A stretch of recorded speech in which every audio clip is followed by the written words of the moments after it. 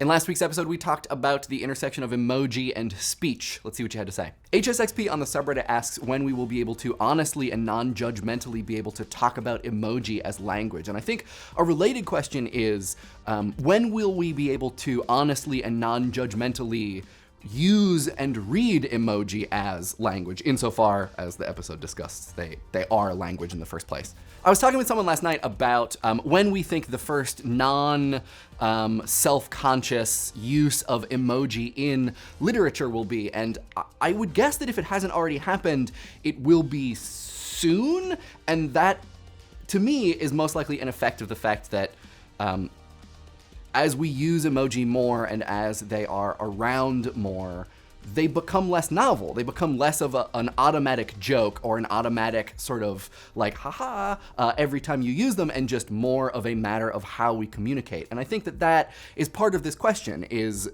the longer we spend with them, the less novel they become and the more just a feature of how we think of communication. Spvvvt on the subreddit and a bunch of other people pointed us towards Tom Scott's video on becoming an accidental emoji expert after the launch of Emoji. It's a really great video. You should check it out if you haven't seen it. NinjaBoy333 on the subreddit also collects a bunch of really interesting links about the discussion surrounding emoji and language. So this is just a great post if you have some time to kill, want to read or listen to some stuff about emoji. Lots of really good stuff here. Dr. Gray writes a comment from the perspective of communication studies and talks about how a lot of the problems that we identify with emoji aren't specific to emoji. They are problems that just exist in language and communication. And I think this is a really great point because it gets to this idea that when we have new technology, we get really concerned, or lots of people, a lot of the conversation has to do with what that technology can do as opposed to what people do with that technology, which is always, I think, a much more interesting and much more granular conversation to be having. So, we're getting all up in arms about what emoji do and how they work, when there's probably a lot of really great lessons to be learned from how individual people use them and how that contributes to the overall meaning of the thing. And this made me think of Clive Thompson wrote a piece, I think it was in Wired, about emoji slowly possibly becoming language, like capital L language, and gave the example of him and his wife using the moai emoji to signal absurdity to one another, that when they need to signal that a situation or a thing is absurd, they use that emoji. And I think that's great. I think it's really interesting, and also speaks to the idea of like language in some way expanding in this sense of it being able to be more of the things that it can describe and talk about, because it is in fact absurd to use the moai emoji to mean absurdity. It's perfect. AC-Wesley talks about emoji being something like a new word group, like adjective plus, which I think is a sort of an interesting idea. I think if I were to create a new word group for emoji, they might be grouped together with things like reaction images and animated GIFs, and I would call them like affect communicators, maybe? Something like that, or like abstractors.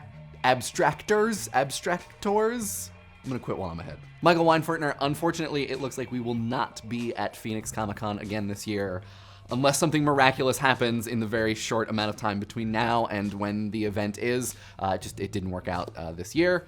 Hopefully next year, fingers crossed. I do love Phoenix Comicon. Lucy Adam asks whether or not there are emoji translations for Braille, and this is a thing I am super curious about, also super curious if the reverse exists. Does anybody know anything about this?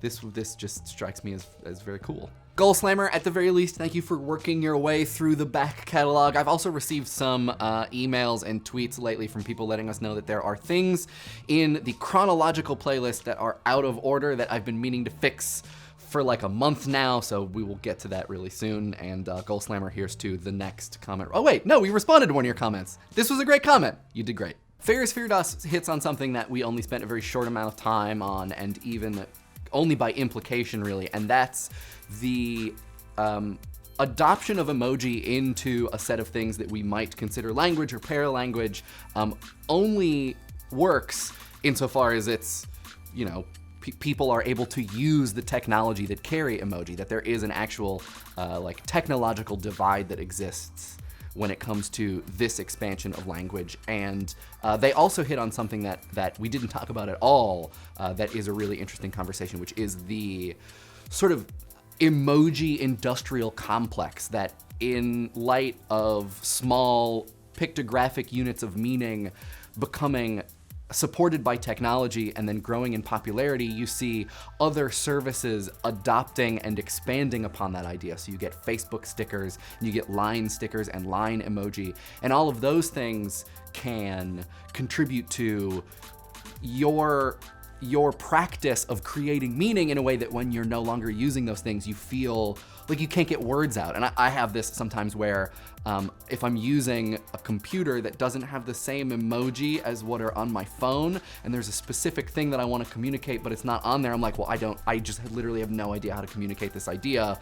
You know, it's like Clive Thompson wanting to tell someone that something is absurd, but not having the moe emoji nearby. It's weird how your brain works.